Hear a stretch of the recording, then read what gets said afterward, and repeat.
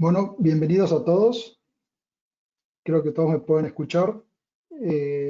Vamos a esperar unos 5 minutos, ya menos en realidad, unos 2 minutos más, para que se sigan sumando todos los asistentes que se inscribieron. Y quiero aprovechar este momento de espera para agradecer a Bosch y al Hospital Alemán por acompañarnos sponsoreando todos los ciclos de webinars y sobre todo este ciclo de innovación, eh, donde vamos a mostrar unos puntos de vista diferentes sobre cómo hacer el approach, el acercamiento a los clientes.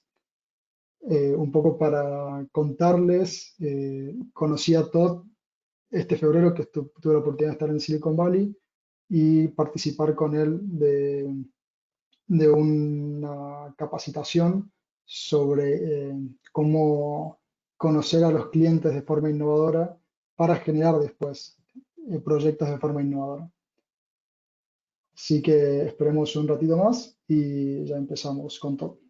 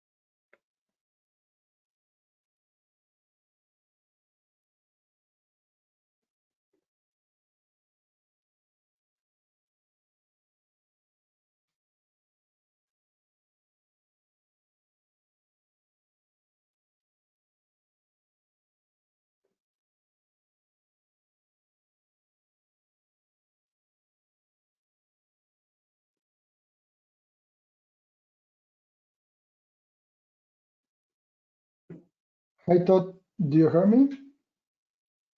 Yep, I can hear you fine. Perfect. So thanks and welcome in our HK webinar. And thank you again for sharing your time with us and share not only your time, also your knowledge and your experiences in Silicon Valley and in Berkeley and all the experience that you have working with startups and in innovation in general. It's my pleasure. Listen, thank you very much for having me, and I hope this will be a fun session. Do you want me just to jump in, or what's best for you, Sebastian? If you want, we can start. I think we are already few attendees, so when you want. All right, terrific. Now, just to check, you can see my screen, or you can see just the slides, or you can see everything else on the screen right now. We are seeing all your screen. Okay, all right, so I'll move to just the slides. Okay, terrific. Let me get rid of that.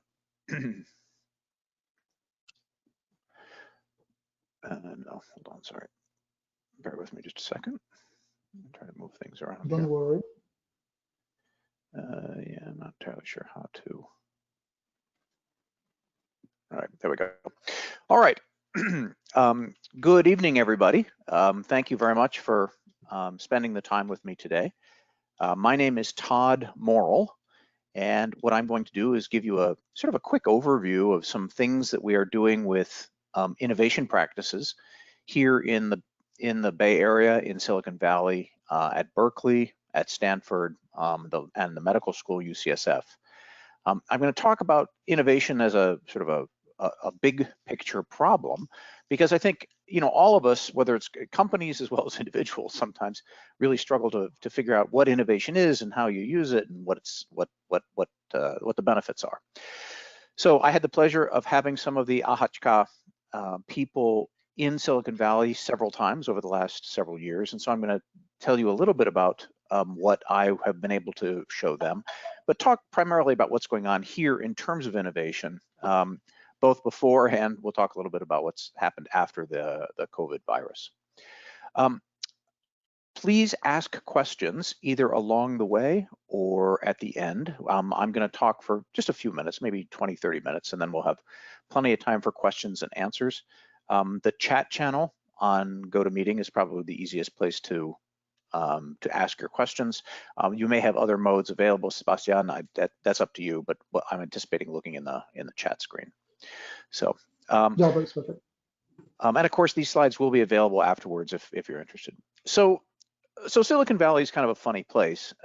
You know, it's got this reputation worldwide as a very exciting place, and what people forget is that it really was an agricultural region not very long ago. And this is a picture of Silicon Valley this is actually pretty old. This is from the 30s or the 40s.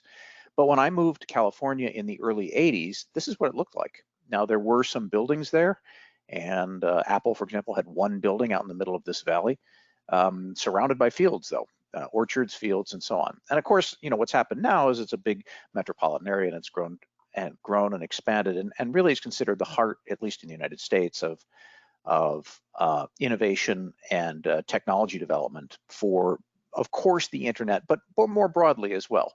So much of the innovation that comes out into physical products as well as software and things like that come out of Silicon Valley. So I'm going to tell you a little bit about, you know, how we got here and why that matters. You know, the first question is, we keep talking about innovation. What does innovation really mean? Well, I'm not going to talk about innovation for its own sake. And please don't get me wrong.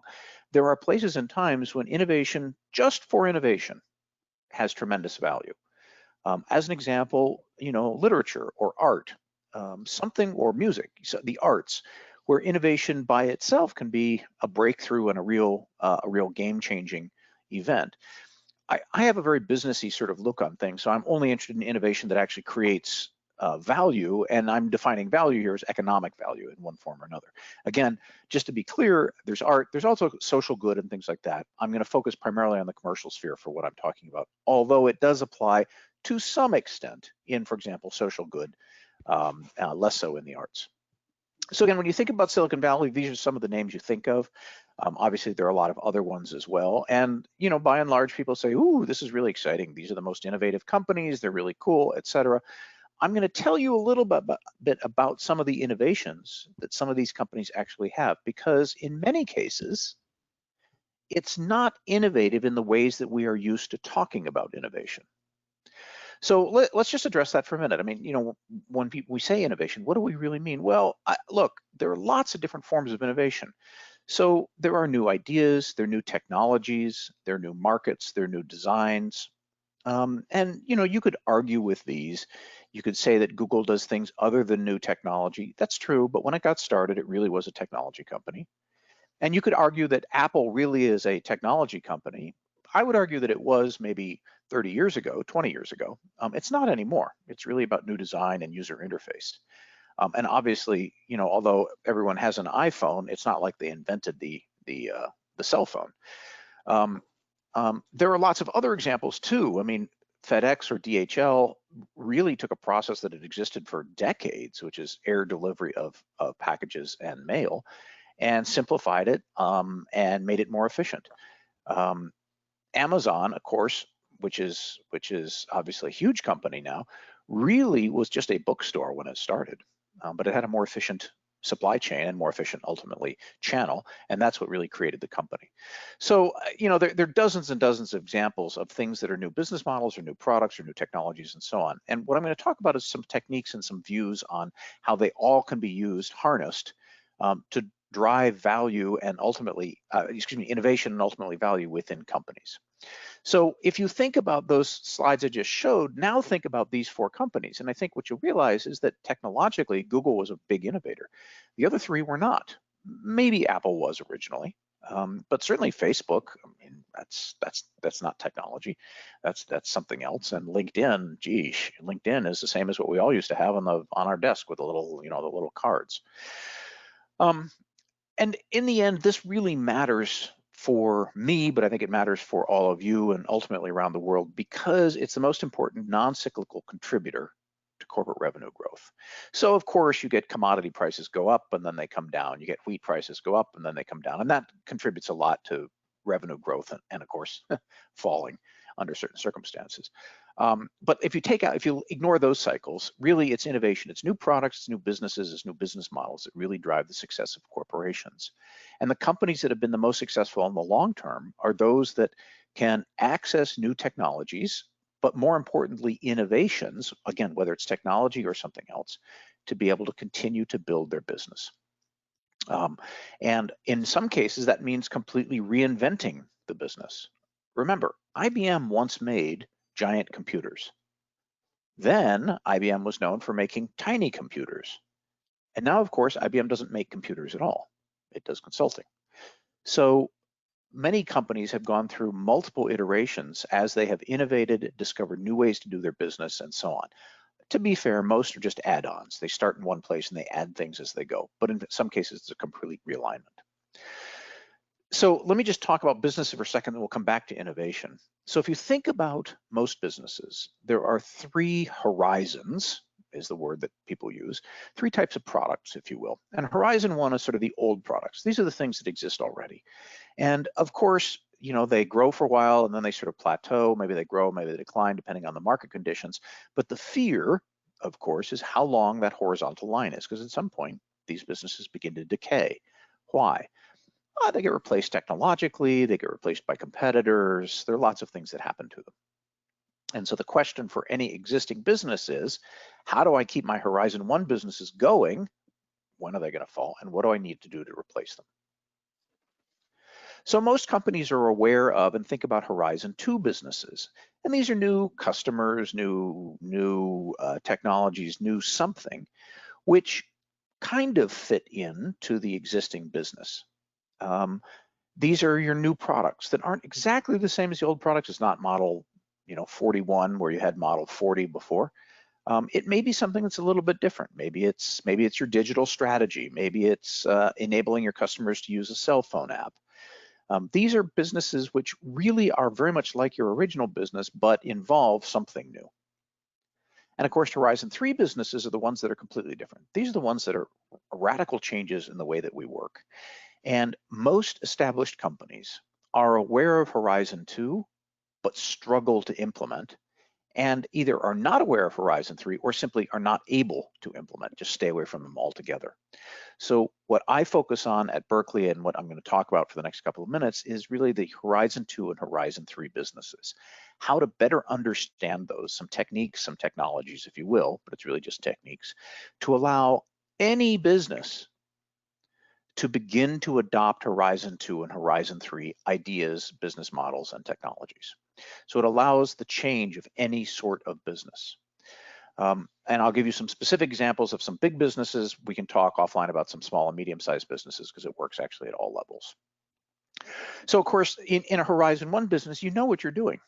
This is your business. You know your customers, you know your technologies, you know your products, you know how to run that business. Horizon 2 is a little bit different. For those of you who have both Horizon 1 and Horizon 2 businesses or product lines or whatever you want to call them, divisions within your company, know that very often the people that manage Horizon 2 businesses need to be very different than people who manage Horizon 1 businesses because it's a different way of thinking. And of course, Horizon 3 is the crazy people. This is just nutso stuff. And so again, those folks don't always fit into the other types of businesses. They also don't fit into the other types of companies. And so the methods I'm going to talk about allow you to integrate those three, at least to some extent. So turning back to innovation, I'm going to talk about 4 types of innovation. One is design thinking. This is the oldest. It's been around for arguably 40 or 50 years, although there were significant developments in the 80s and 90s. The second is open innovation, which was invented by Henry Chesbrough here at Berkeley. The third thing you might have heard of is jobs to be done, or jobs theory, which was really pioneered by Clay Christensen. And the fourth is Lean Launchpad, which is Steve Blank and Eric Ries. At Berkeley, we do all of these. At Stanford, we do all of these. Stanford tends to be more interested in design thinking. Berkeley tends to be a little more interested in Lean Launchpad. Harvard is more interested at jobs to be done. Open innovation touches all areas. But these ways of doing innovation each has its strengths and its weaknesses, and depending on what you're trying to do within your own environment, again, company or organization or even academic institution, these various schools of innovation offer different benefits. So just picking on design thinking for a minute, the concept's very straightforward. You empathize with the customer, you try to understand what they want, you define some parameters, you come up with ideas, you do some prototyping, and you do some testing. And you go around and around and around the cycle of empathizing, testing, and prototyping, variously coming up with a lot of ideas and then pruning it back to just a few and a lot and back and few. And really, the core breakthrough on design thinking originally was you can test lots of things about the product before you release it. Now, I know that sounds silly because you say, well, of course you're going to test things. But remember, a long time ago, you developed a product. It was so difficult to do the basic engineering or the science or even just the manufacturing that often you introduced a product without significant testing. And then the idea of a beta test came out and yada, yada, yada. The goal being to allow you to test things about the product. But what design thinking lets you do is almost develop the product from the very beginning and test each aspect of it as you go as part of a larger whole. And so done correctly, design thinking will allow companies to create brand new products as long as they understand the customer and arguably the technology. So it's a whole new way of conceiving of what your customers might need and what might satisfy them. The second school is open innovation. And as I said, this is from Hank Chesbrough at Berkeley, and this is really about R&D. So the concept here was, once upon a time, maybe still for some of you, R&D happens only in a narrow space. We have an R&D organization, maybe we just call it development, and we don't share that information outside, and we don't bring in that much new information. We do it all ourselves. And what Chesbrough did was identify ways that you can control those flows so that the right information can go out and the right information can come in a way that will foster more creativity and ultimately more success from the R&D organization. About the same time that he was publishing his books, Clay Christensen started publishing around jobs to be done, or as I said, jobs theory. It's called various things in different forums.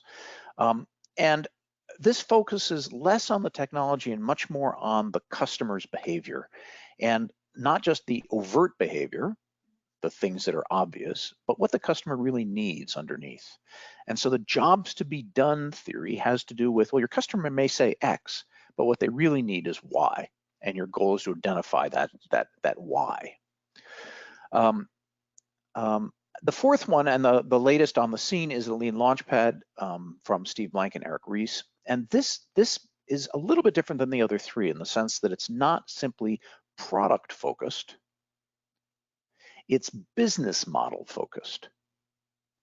So it does work and is used for developing new products, but it assumes that the business model, the way that product is manufactured or distributed or sold or used, is really part of the product. So it doesn't make any assumptions about existing customers or existing technology and so on. And so it's a more open and ultimately more disruptive form of innovation. So again, just to summarize, for design thinking, you're really talking about products. How do we make better products? We kind of know our customers, or maybe we want to go after a new customer, but how do we make a better product for them? Open innovation is how do we improve our R&D efficiency? So it's an organizational-wide thing. Jobs to be done is product. Again, how do we make a product that we like better? Whereas Lean Launchpad is really about the business. How do we make a business that will be successful? Obviously, you have to have a good product. That's the first step. But there are lots of innovations which don't involve radically different products. So again, look, Airbnb is a different business model. Is it a product? Maybe, because I can stay in your house. But really, there's no tech. I mean, there's no invention there. It's just my house, right? But they're allowing me to be able to put it on the market and sell the room and stuff like that. Lots of examples where there aren't specific product innovations involved, but there are business models, ways of doing things that are completely different. And if I had to sort of make fun of, and that's not fair, of course, product development, historically, it was all about being smart, knowing what you're doing, and building the right thing. And today, no matter which of those schools you subscribe to, or others, there, of course, those aren't the only four, those are the most common, but there are lots of others. The new way is to go out and talk to people. And it really involves going out and spending a lot of time in the field, talking to people and understanding what you can do, what they want, how they want to buy things, and so on. So it's really an outward-looking function as opposed to an inward-looking one. So all of these rely on essentially something like customer discovery. They're called different things in different modes, but the concept is you go out and you talk to your customers and you gather information from them. Most of them are not quantitative, they're qualitative, but by knowing your customer more intimately, what they need, what they want, how they want to do things, you can begin to understand what you need to do to satisfy them, to provide them new products that they will buy, use, and love. And most of these techniques, it varies by technique, are around having certain types of conversations with customers, not surveys, not sort of directive sorts of conversations. They tend to be pretty open and allow you to have these casual conversations. Now, the reason this is important is that many companies don't understand this. I consult a lot with both very large and mid-sized companies, and often they think, well, we just need a survey, we need to fill out a form, we need to, et cetera. And the answer is no. These are casual conversations, not sales conversations, casual conversations, usually between product development or technical people and their customers. The third piece that's usually brought in is a customer ecosystem, and I'm not going to spend a lot of time on this, but the concept is that your customer lives in a broad ecosystem of relationships. And so although the man with the hat might be my customer, he has a family. This is a business to consumer product, a B2C product. He has a family that influences purchases, and they have relationships both with him as well as with each other. And so understanding that ecosystem is just as important as understanding your customer, because it may turn out this product is perfect for him, but his wife doesn't like it, or his daughter is going to spend the money somewhere else, or something like that. So the concept of exploring the ecosystem, and finding out who's in it, is an important component of several of these techniques. And then the last one, which is specific to the Lean Launchpad method, which is the one I spend most of my time on, is the business model canvas. You can look this up, it's on the web. Most of you have probably heard about it. It's basically a business plan in one page, and it allows a very quick communication method as well as a scientific way to test what's really going on. But the takeaway from all of this is the key is know how to ask questions and then listen carefully. Be a fox, not a faucet. It doesn't mean customers know everything, quite the contrary, they often don't know certain things, but by asking the right sorts of questions, you can gather information which is both explicit, how tall they are, and implicit, what they really want underneath. And so the critical component of most of these techniques is customer interviews, customer discovery, which is what I spent a lot of my time coaching teams here and understanding. So again, this is an outward bound system. Doesn't have to do with being smart. It has to do with understanding your customer and going out and talking to them. Sebastian, I think we're getting some feedback from your computer, perhaps.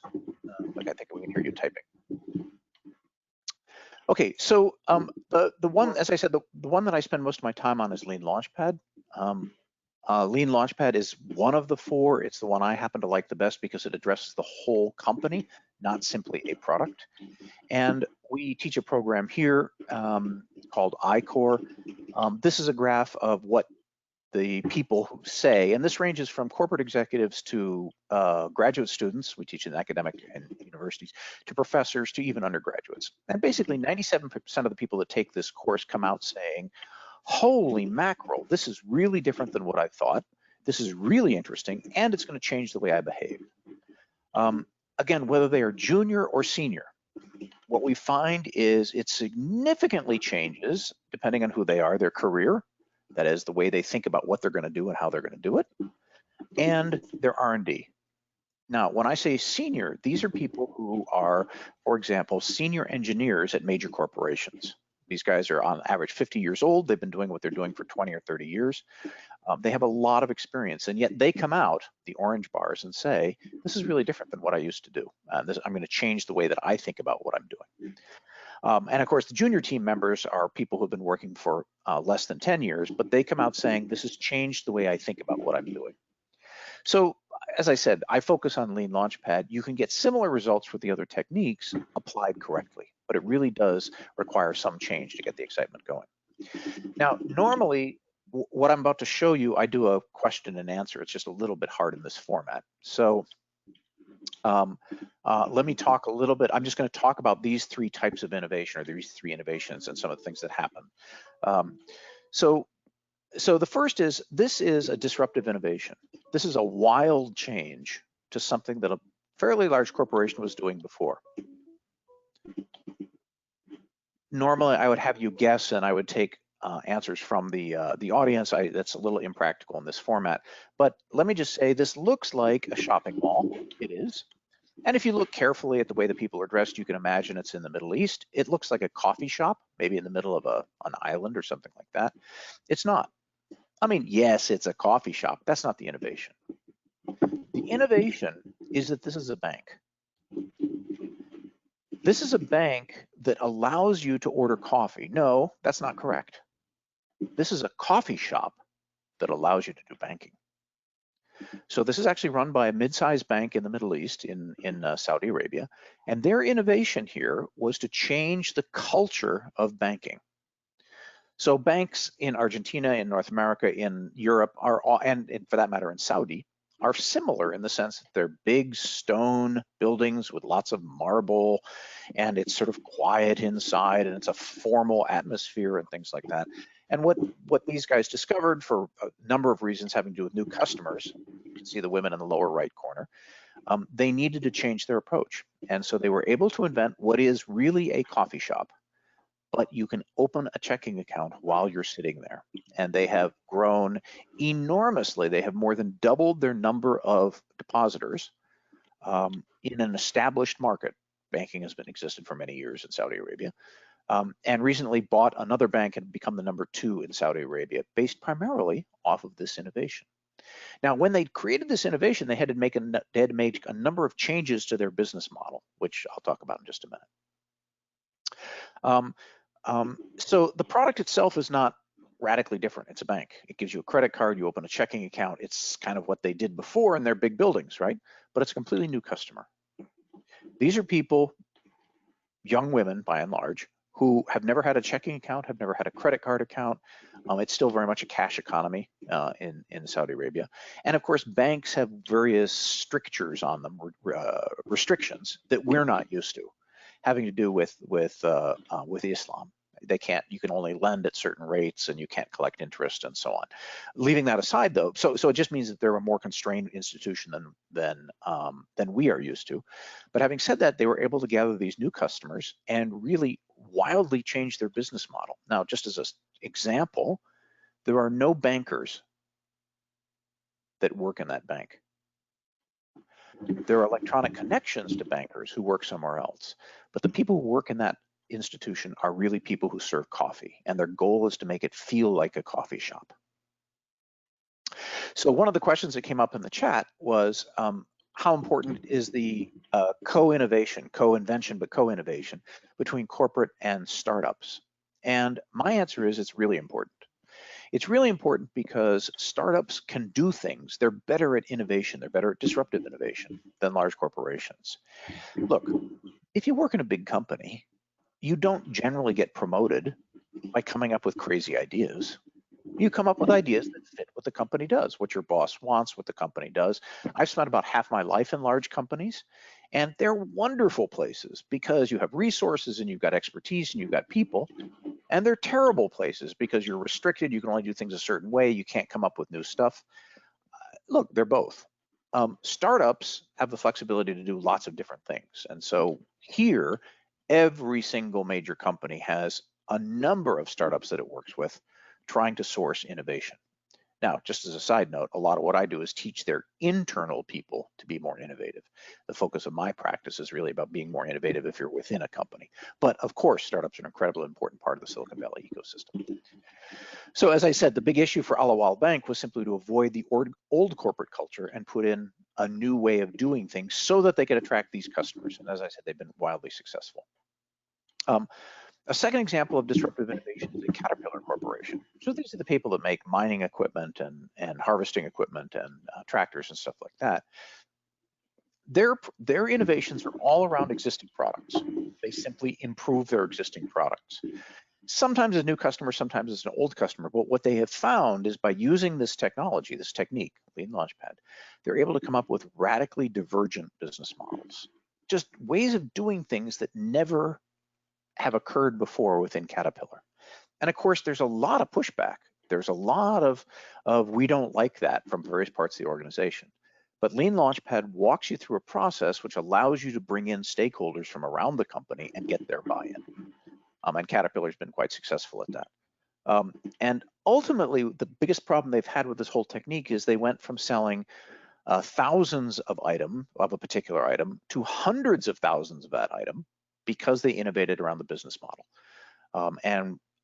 It has gone from something that cost them $100 to build to something they can sell for $100 because their manufacturing capacity has ramped up quite considerably. Another question I got here was value efficiency. I'm not exactly sure what that means. Sebastian, do you know any idea what value efficiency means? I think the question was, so innovation is all about value efficiency? Yeah, I'm not entirely sure what it means. I would argue that corporate innovation, like I said, innovation for art, innovation for that is great. I'm much more interested in creating value, so I guess value efficiency. I'm not entirely sure how to answer that. Sorry. If whoever asks it can clarify, I'd be happy to try to address it. So a third company, and this is the last example I'll show you, is at W.L. Gore. Many of you know about Gore-Tex, the material you put in your jackets. Again, they have new products using an old technology. They really are based on one technology. Customers are fairly mixed, but the business model is significantly different. They have invented things which change the way that they do business. And the issue is the established businesses don't like it. They try to suppress it. And so they've come up with a system where they're able to move these companies, they call it the bubble. They live in a safe place, and then they move these product lines outside until they're successful before they move them back in. My guess is that at least one, they have three major business lines. At least one of their business lines will be dominated by some of the innovations that have been invented there over the last couple of years. And ultimately, in a few years, you'll begin to see Gore products at the consumer level. They're already being sold at the medical level. Which completely changed the nature of the company's business. So there are three large companies, W.L. Gore, Caterpillar, and Alawal Bank, which have innovated very successfully in radically new business models. In some cases, the product is completely different. In other cases, the product is kind of the same. But by going through an innovation process, they're able to derive enormous value to their shareholders, to their employees, and ultimately their customers by changing the way that they do things, by understanding the new business model. And all of them did this by going out and talking to people. So Silicon Valley is really about networks. It's about talking to people. It's about understanding. So when we get over this virus thing, it would be great. All of you come here and you'd be shocked. It's fun how much people in Silicon Valley will tell you. It's very open. Everyone knows you communicate, and we're all successful through that communication. So why don't I stop here? I've just given you a quick overview of various types of innovation and some of the tools we use for accessing that innovation here in Silicon Valley, and I'd be happy to take questions from anyone that has them. Next up, we have our question here. Can you give us an example or how Caterpillar changed their business model? Say that again. An example of what? An example how Caterpillar changed their business model. Its business model. So to be clear, Caterpillar, the corporation, didn't change its business model. Caterpillar. They have the same business models. But what they did was they allowed new business models to exist. They allowed new ways of doing things. And without getting into confidential information, I can't tell you all of it, but the simplest way to put it is they took a product that they were already planning to make, it was in the scale-up stage, and changed the way that they both charged for it and the customers they sold it to. It went from something where they were going to sell a few thousand a year to something where they are selling hundreds of thousands a year because of just thinking slightly differently about the way that they use the product. And quite frankly, they've recruited a whole new group of customers as well. What I didn't show on that Caterpillar slide is, so I'll give you some idea of what's going on here. We all think of a big tractor or a big construction equipment that sits there and somebody gets into it and drives it, a crane that moves things around or a tractor that digs holes or something. What's becoming increasingly the case at construction sites is all of the equipment talk to one another. They're all part of an Internet of Things. And this is an innovation around that Internet of Things that will allow Caterpillar to essentially be able to speak to all of the other equipment, both theirs and other people's equipment, on the construction site, and therefore become much more efficient. Cool. Nice example. Then somebody clarify us, innovation efficiency is all about more output from the resources you have. Yes. Okay. So, Yeah. right? Yes. Yeah, that's exactly right. I mean, look, if you have access to a lot more resources, that's always fun too.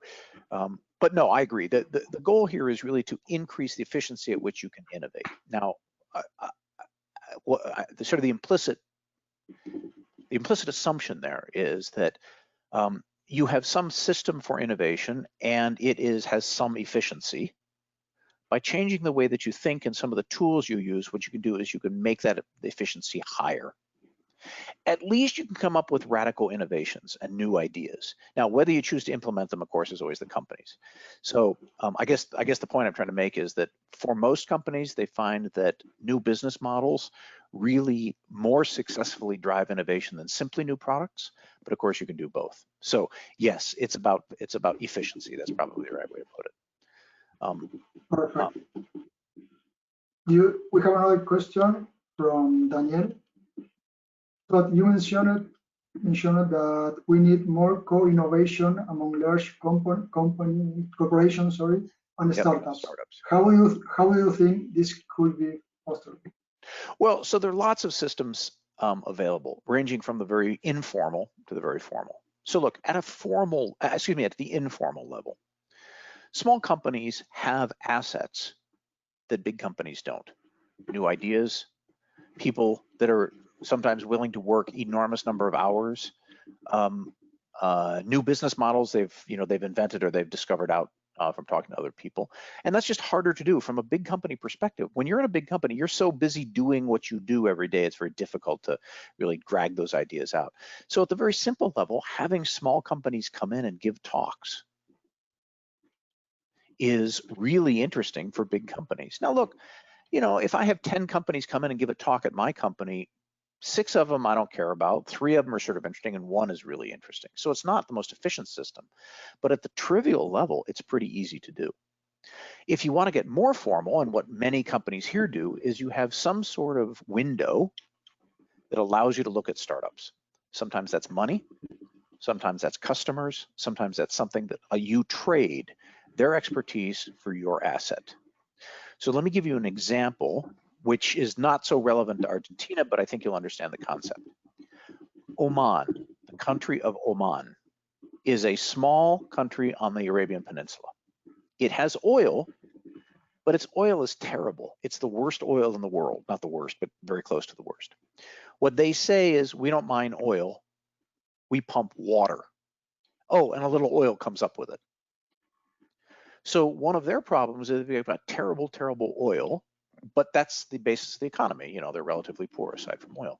They've come up with an innovation ecosystem that allows them to bring in literally hundreds, this is a small country, literally hundreds of startups every year to test new oil extraction technologies because of the way they've set up their ecosystem.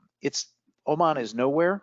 It's hard to do business. It's expensive. Nobody's ever heard of it. Why would you ever go there, et cetera, et cetera. And they are probably the most, or maybe the second most successful Mideast country at innovation, because what they said was innovators in oil extraction don't have access to certain assets like oil wells.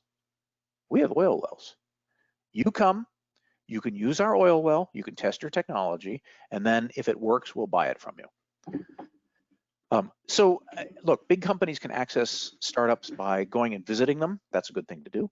By designing specific projects, that's a great thing to do, simply by letting little companies come in and give talks every Friday afternoon and give them some beer. They don't have enough beer. Give them some free beer. So we have another question here, Todd.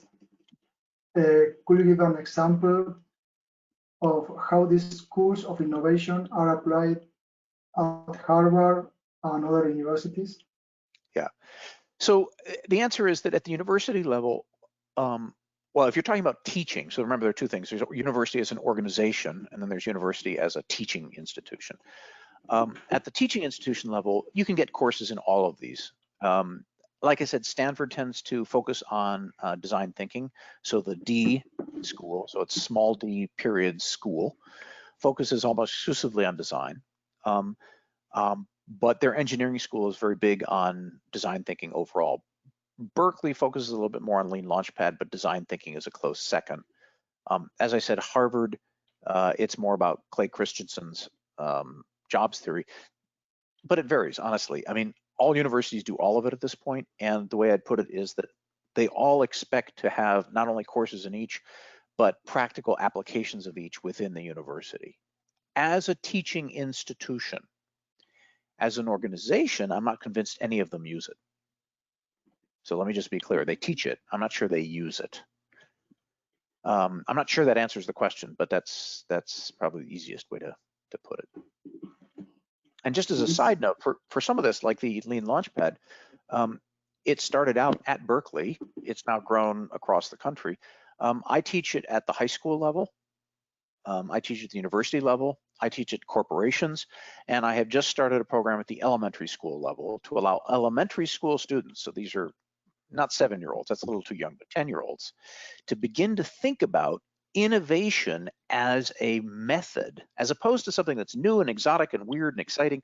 It's just a thing you do. It's like football. It's just, you learn to kick. It's not a big deal.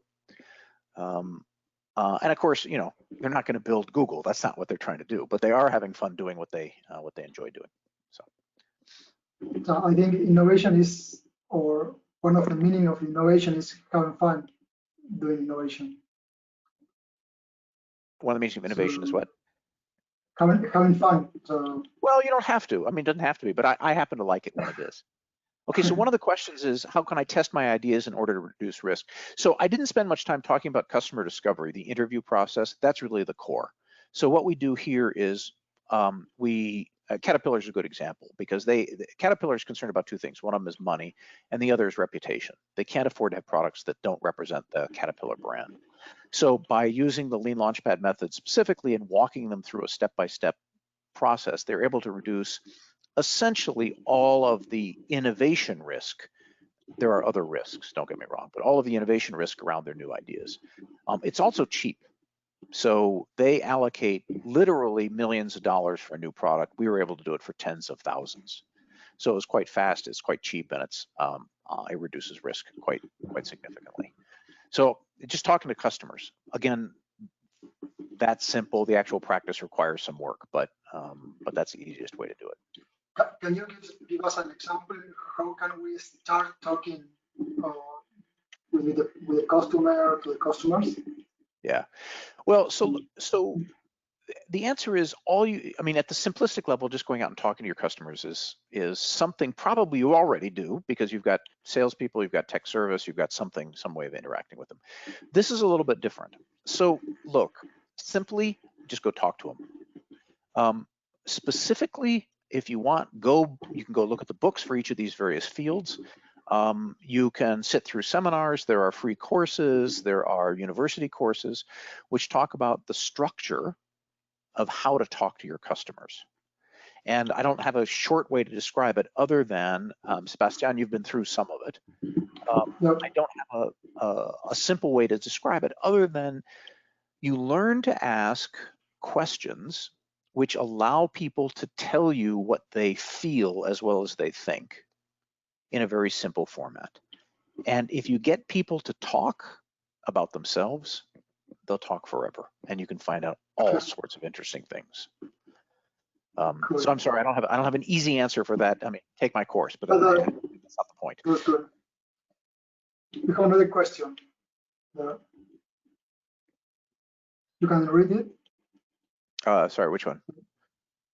You say that it's all about talking with the customers.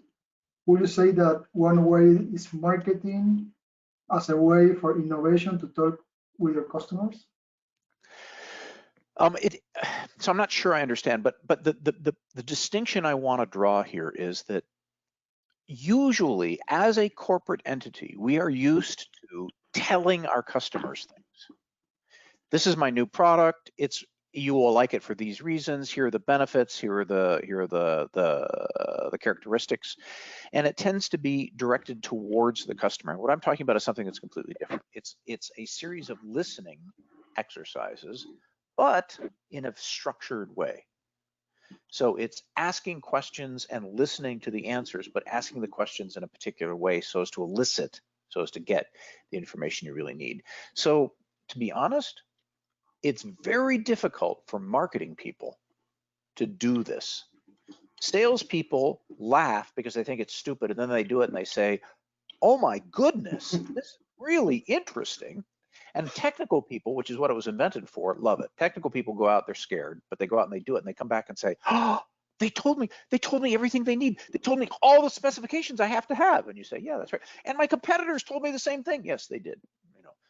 So really, marketing is actually the hardest nut to crack because they have a particular way of doing things. Sales learns, and technical people learn very quickly.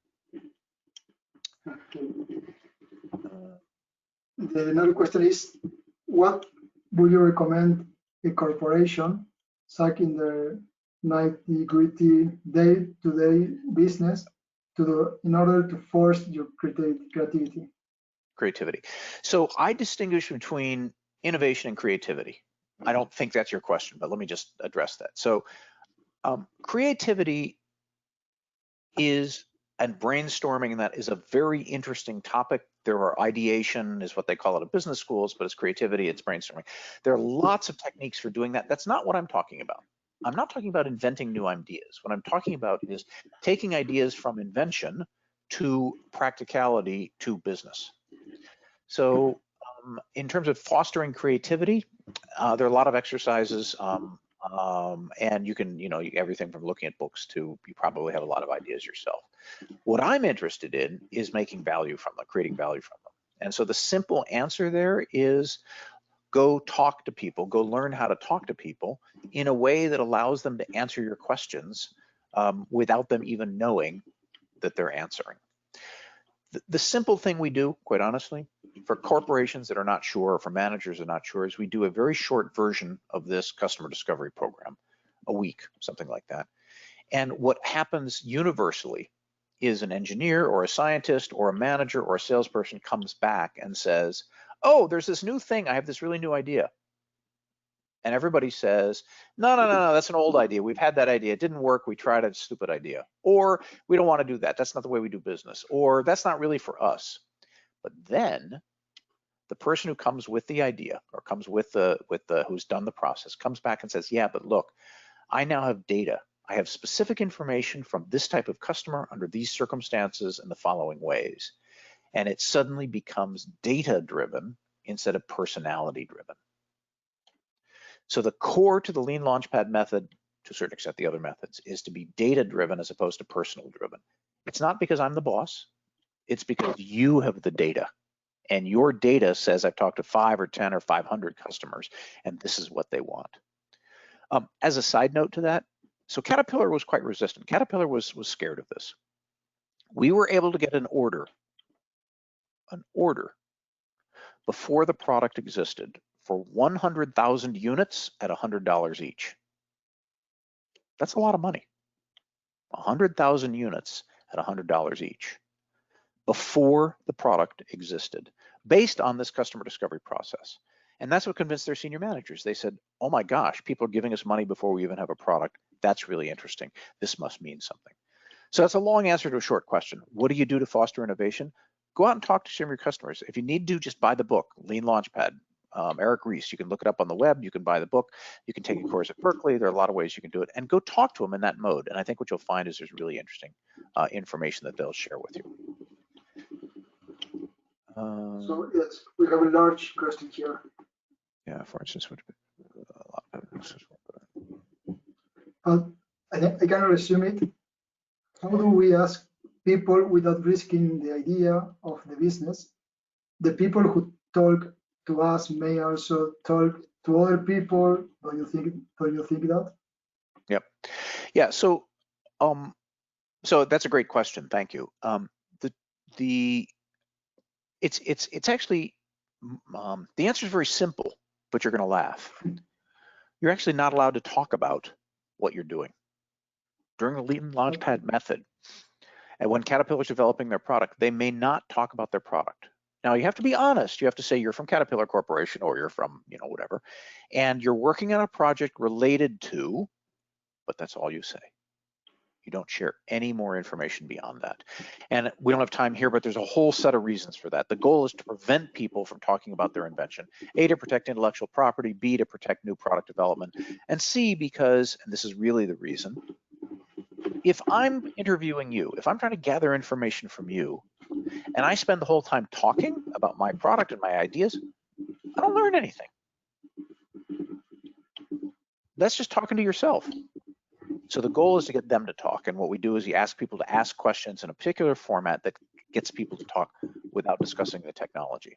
Now, just as a side note, some of you, when you hear this, will think, oh, that's nonsense. We can't have a conversation with anybody until we explain what we're doing. Not true. Not true. You have to tell them a tiny bit, but you can get people to talk to you about all sorts of things. I'm teaching a class right now, which is for the defense industry. So it's related to Lean Launchpad, uses the same methodology, but it's actually all about defense. So the students in this class, these are students at Stanford, have to go to parts of the Army, the Navy, the Air Force, the intelligence community, the government, and ask questions about how they behave and what they're going to do, including things like the elite, commando squads, the Navy SEALs and stuff like that. And ask them about their needs and requirements and the way they behave. And people talk to them. Now, they won't tell them where their next mission is, of course not. But if you ask them questions in the right way, they're happy to talk about, oh yeah, we do this, but we don't do that. And when we train, we have this. So even very secretive organizations people will reveal enormous amounts of non-confidential information very easily, while you protect your own confidential information. So you say that we don't need to talk with C-level persons in the corporate. So we need to talk with the medium level or operative level of the corporation. It's better than the C-level. Yeah. Yes, senior people are great, but they're not. They're good at the big picture of the organization. They're not so good at product and innovation, and so it tends to be the middle managers that you talk to. And it is harder to have a meeting with this kind of people. Yeah, yeah. So one of the questions is innovation when the final user of the product is not the customer or the purchase decision maker. So if you're talking about a difference between the end user and the buyer, in my words, we accommodate that. That's actually pretty common. There are many cases where the end user is not the buyer, and the process reveals to you how much you need to talk to each of those two. Of course, I'm using two. It could be four. It could be an end user, a recommender, a beneficiary who doesn't use it but gets the benefit of it, and a buyer, all of whom are separate. So you have to talk to all of them, and the way that you weight that decision, that discussion, is a function of, once you get into it, learning which one is the one that's really going to drive the commercialization of the product, the commercial aspect of the product. Okay, thanks, Todd. We don't have more questions. Also, we don't have more time, so we can.